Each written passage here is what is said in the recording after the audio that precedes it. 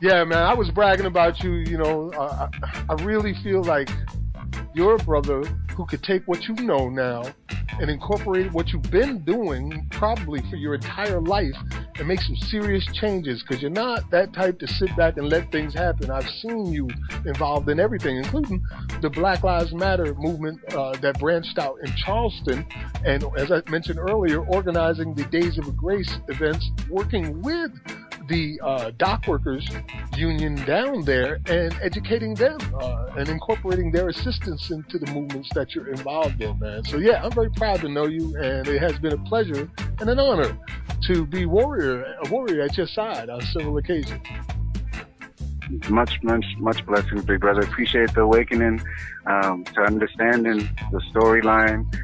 Each time we get to have another jewel that adds to the storehouse of jewels that we get to reveal within this work. You know, we just become more powerful for it, and the movement becomes more powerful for it, and the truth shines a lot brighter for it. Word, man. Why don't you tell us a little about who you are? Man behind the stories, if you don't mind, and what it is you're working on right now and some of the plans for the future. And also, if you get the opportunity, you made a wonderful suggestion earlier today when you were saying that tomorrow is the September 17th is the 228th anniversary of the signing of the U.S. Constitution. And we celebrate that tomorrow on Constitution Day, and maybe we should get together and do something constructive for that day to bring awareness to the 13th Amendment. Yeah, that's a great idea, brother. Point out the fact that the debate that they was having around the Constitution, whether or not to abolish slavery during that time, that, hey, that debate still ain't over and we still ain't abolished slavery. Truth be told, in my journeys as a first of a black man, and then moving into an African, and even deeper into a Gullah Geechee, my experience has been that the deeper my history can go into the reality of how the laws, the constructs, and the threat of violence and the savagery of white supremacy has impacted my mindset and how I move in this world. And so as I understand exactly how the laws, practices, policies, and procedures have been laid out to create systems of inequity that seem justified and enforced by law upon me and my people to a degree that's different than European descent, when I live in that reality, like, there's a sense of justice that never got turned off. And I definitely give thanks and praise to my Baha'i faith, to my dad's Islamic faith, to my grandparents' Pentecostal faith, and my other grandparents' Jehovah's Witness faith, for allowing me to understand that, you know, when your sense of justice is turned all the way up, you got a lot of work to do. But when you allow that sense of justice to be turned down just enough that you are self-preserving, that you are protecting your reputation, that you're not able to speak the truth to the power, that you're able to tell children that that's just the way it is, or that's the way it's always going to be. When we continue to do stuff like that, we're stealing their sense of justice. We're stealing their humanity. And that's happened on both sides in this white supremacy game. We have European brothers and sisters that have been assimilated into a whiteness that allows them to stand while prejudice is in their presence. We have blackness that has been assimilated into white supremacy that stands silent and takes that oppression. And so we have a sense of justice that is underdeveloped. And I would say that within the Black Lives Matter movement, one of the things that we're doing as we gain our maturity is understanding that that sense of justice has to go far beyond understanding the constructs that we're given to operate in, the constructs of thinking about police brutality without thinking about the constructs that actually created the police to begin with in our surroundings, the context of why those police were there and who hired them, the capitalists that started this whole experiment of American slavery. You know, the police have always done their bidding, and so this is not a new thing, and it's an old story, and it's such an old story that when we don't tell it all the way from the time before we got to these shores, then we miss out on important knowledge like the 13th Amendment. Absolutely, brother. Absolutely. And you mentioned the history. Like, understanding the history gives you a better perspective of everything, particularly the history of why we have these police the way we do right now. We were just talking on our last broadcast about how, we were talking about it, Scotty Reed and I were talking about it on one of his broadcasts, about how these police have quotas, for instance, in New York and very likely in Charleston as well, and all across America. And if you keep hiring these police to fill these quotas, it's just going to show that you need more police, and they're just going to keep arresting people to fill those quotas, whether there is a crime committed or not. And when they run out of crimes, they're going to have their lawmakers make more crimes so they don't lose their jobs. And it just keeps spreading more and more to criminalize an entire people.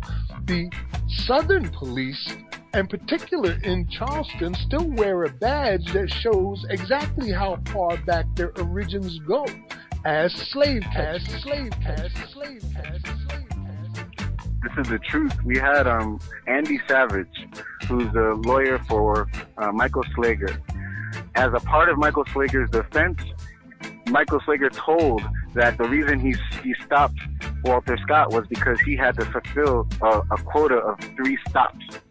And then he tried to shirk his responsibility onto the mayor and the police chief. In doing that, they're starting to tell on each other. And if we're getting to this point, that means we got to leverage, and we have a truth force to actually bring the story to light of exactly what policies, practices, and procedures are actually retaining this system of white supremacy and slavery.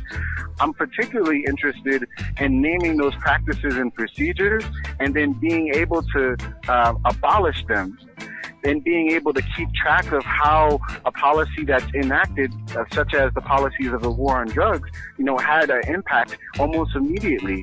We have the ability to aggregate big data sets right now to see those trends lines before they actually impact our community in detrimental ways.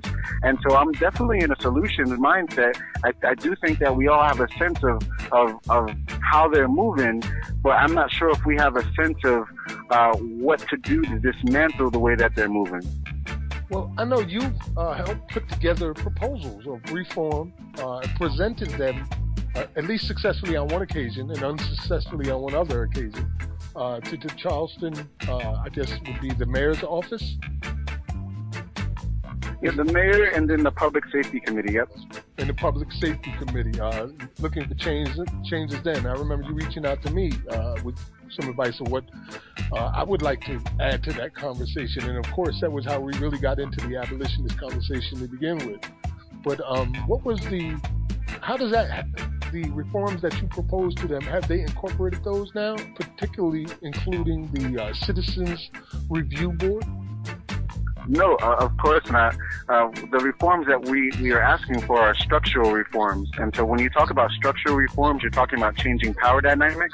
And people in power are not interested in changing power dynamics. So a citizen review board that has investigatory powers, that has subpoena powers, that would allow the community to actually have oversight with teeth to pull their card anytime that they're messing around in our community and doing something that they shouldn't be doing. It allows us to actually impact the training and the policies of how they deploy their weaponry, when they deploy it. Allows us to create policies that affect the advancement, how they advance, when they get demoted, why they get demoted, and where the community's voice is in actually identifying what policing policies would actually work in a particular community. But we're moving into a whole nother realm as we're learning and we're growing, because that was reform, and we need to get and adopt the language of abolishment. And so we're moving towards abolishing the right of an officer to carry lethal weaponry. We're looking towards to the point of abolishing police from our neighborhoods and actually developing the capacity to meet the mental health needs of our own community, to meet because that's what we look at addiction. We look at it as a mental health need, because those are our family members. We're not not walking around thinking that we're living next to criminals. And anytime that we adopt that language, we're practicing white supremacy. So we're not talking about black and black crime. We're talking about brothers and sisters that are dealing with something internally that need some love and need some support and need us to rally around them, develop some economic independence, so we can eat however we need to eat. That's not going to be stepping on each other's toes. And so the discourse that we're kind of moving into is away from the whole reform ideology. We understand that there's already been a movement for civil equality and to be able to sit down and to have these reforms. The 13th Amendment was a reform of slavery. I mean, we're done with these reforms. Let's get into this abolition. Abolition. Abolition. Abolition.